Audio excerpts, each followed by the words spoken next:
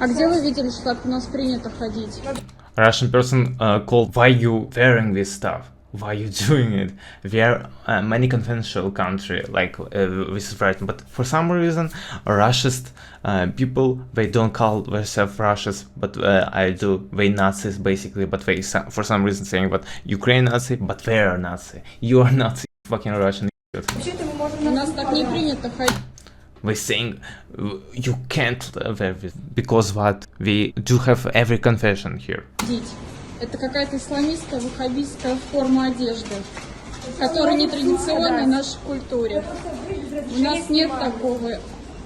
Your culture, your orthodoxy, where Islam. В традиционном российском исламе такого нет, особенно в девушек. Tradition Russian Islam.